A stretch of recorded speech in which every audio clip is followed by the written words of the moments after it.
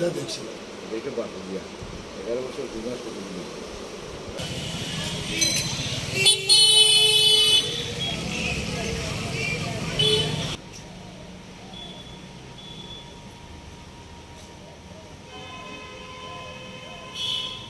জেলায়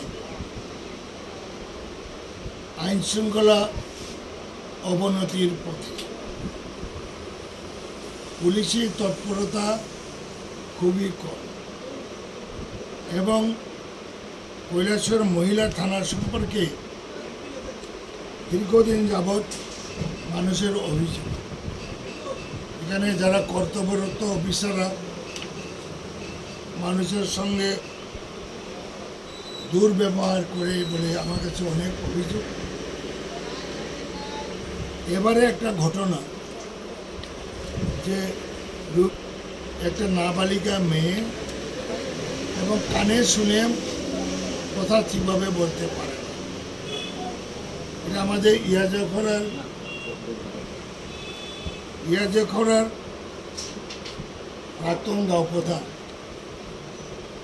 পঞ্চায়েত সমিতির মেম্বার কোনা মিয়ার নাতনি, মেয়ের ঘরের নাতনি। এই মেয়েটাকে কিডন্যাপ করে নেওয়া হয়েছে। জোর খোঁজাখুঁজি করার পরে গার্জিয়ান বা অন্যরা মিলে বের করেছে এবং এই নাবালিক মেয়ে থেকে গণধর্ষণ করা হয়েছে। 28 তারিখে জুনের থানাতে গার্জিয়ান সহ মহিলা থানায় নালিশ করা হয়েছে।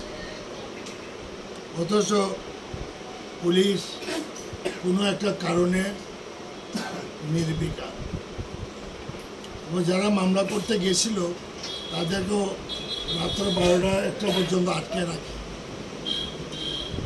এবং এইসব ব্যাপারে আমিও কয়েকজন পুলিশ অফিসার সঙ্গে কথা বলেছি এবং তারাও দেখেছি মহিলা থানার সম্ভবে উষ্মা প্রকাশ করছে। স্বীকার করবে কিনা জানি না, আমারে উষ্মা প্রকাশ করছে। নাবালিকার বয়স কত হবে? 12 বছর মতো। মানে গণধর্ষণ কবে হয়েছিল? 28 তারিখ জুনে। তো নামদাম দিয়ে কি থানায় মামলা করা হয়েছিল? থানায় মামলা করা হয়েছে। এই মামলা করা হয়েছে এবং এসপিকেও জানানো হয়েছে গত 2 তারিখ আবার। এবারে চেয়ারম্যান পুলিশ এনকাউন্টেবিলিটি কমিশনকেও নালিশ করা হয়েছে থানার বিরুদ্ধে। থানায় কি মামলাটা রেজিস্ট্রি হয়েছে? রেজিস্ট্রি হয়েছে, কিন্তু আসামি এসেছিল, তারা ঢাকায় আনছিল, আসামিরা না আটকাইয়া তারা সাইডে দিচ্ছে। তো আপনারা এখন কী চাইতেছেন? এবং আমি ডিটেলস তার গার্জিয়ান কথা বলবে, তবু আমি বলছি যে ত্রিপুরার মাননীয় মুখ্যমন্ত্রী, স্বরাষ্ট্রমন্ত্রীর দৃষ্টি আকর্ষণ করছি এই ঘটনায় খুব সহসায় পুলিশ অফিসারদের শায়েস্তা করা এবং দুষ্কৃতকারীদের, বলাৎকারদের গ্রেপ্তার করা, দৃষ্টান্তমূলক শাস্তি ব্যবস্থা করা।